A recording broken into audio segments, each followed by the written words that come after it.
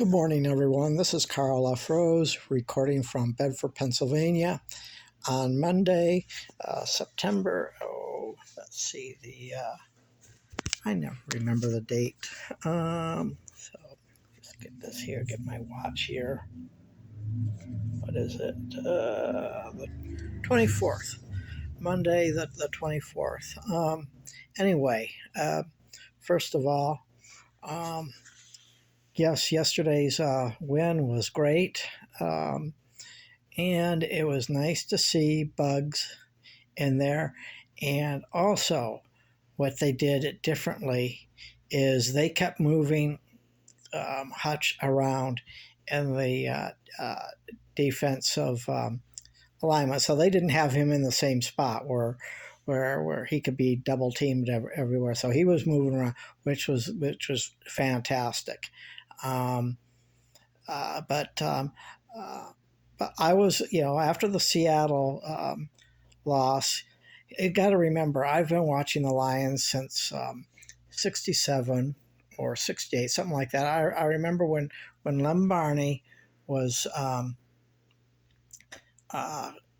very young. He started in the league in 67, and that was right around the same time I started. It was either 67 or 68, but anyway, at that time, it was Lem Barney, Dick LeBeau, Mike Lucci. That was on the defense. Those three are the ones that really stuck out in my mind. And if you don't remember, go back and look at some of the films. Mike Lucci was he was solid in the defense. You really couldn't run against the guy. Alex Karras, how could I forget him? I've got that autographed football. Yeah, they had a hard-nosed defense. This defense this year is playing like those. And Branch is the best defensive back that I think I have ever seen on any team, and he's only played a few games professionally. But anyway, but I just want to get back to what I was saying, that I was wondering why Bugs was a healthy scratch. I'm sure there were some player coach things, and I can understand that maybe they told him they were going to sit down in Kansas City. Well, they got by with that. And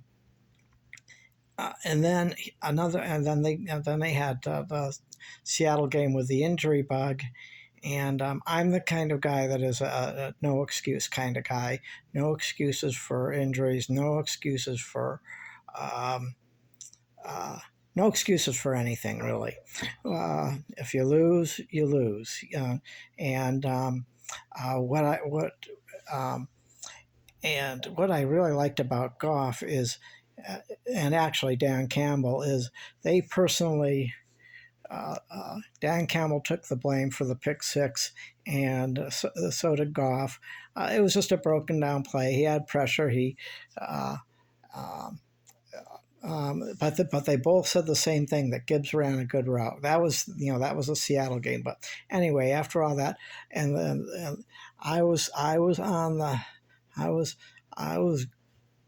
number one and the one to say fire Aaron Glenn, but. That was wrong. Apparently, the message got through. I don't know what happened, but apparently, Dan Campbell must have just laid it out to the team, to the coaches, the players, and everything. I mean, but what I said yesterday in yesterday's video, the pregame video, is that these next two games. Are must-wins game, but before what I said yesterday, I said first things first. They need to win against the Falcons.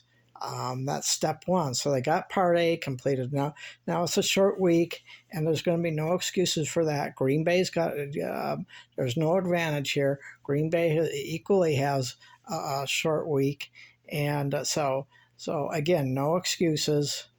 Um, they just got the task is at hand, and I'm sure they're already preparing for that. Um, so they just need to go in there, take care of business on the road. Um, they have the one loss at home, so we need to make up for that loss at home with a win. With a win in Green Bay, and then they get the bye week. They can have some people back.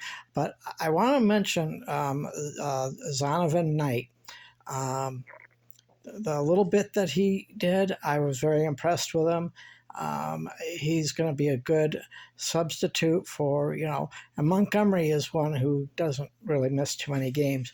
But in the event, um, I mean, Zonovan McKnight is going to help the Lions in their running game because their running game definitely needs improvement, and it will get better when Montgomery gets back, and I'm sure he'll be back after the bye week. But I'm just going to say again that I was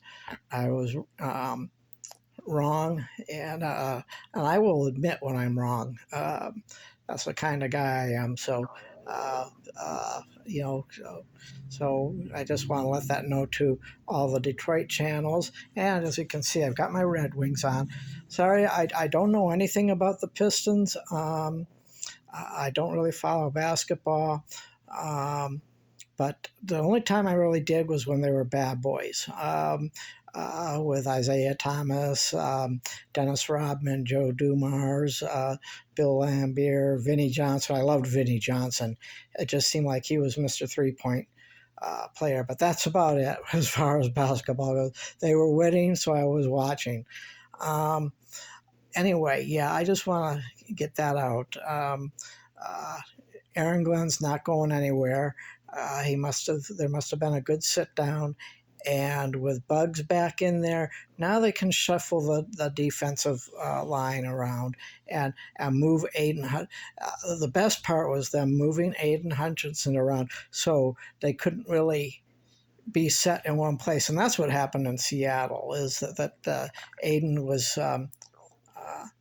in one spot all the time, so they were just doubling them all the time, and nobody else was getting through. So I love the play at the end of the game. That was great. Lastly, back to Branch. I wanted to say one more thing about Goff. I'll get to that in a second. But that was definitely a penalty. On Branch. I don't think he's going to get any suspension or anything, but that was a statement hit. It was definitely a penalty, but he just wanted to say, hey, you're in my area, you're going to get hit.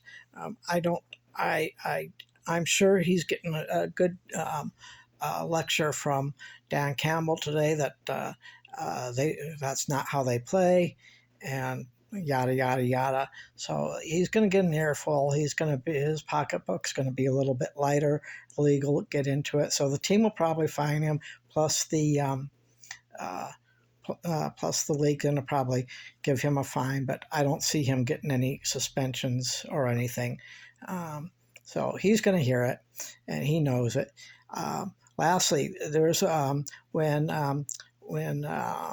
Matt Nelson went down, and then they had Sorsadal, and I think Sorsadal will eventually develop into a good lineman, but he whiffed on a block, and it was a legal hit. It was in the process. Goff was in the process of throwing, so his arm was going forward. So it wasn't a fumble. It was a good call, incomplete. But he got hit pretty hard, and I think his bell got rung. So I think we should watch that. Anyway, just have to see what's going on, and let's complete the two-part. They did Part A. Now they need to complete the job and get Part B, then go into the bye week and get rested. And I've almost been on here 10 minutes. So anyway, well, have a good week, and we'll talk to you later.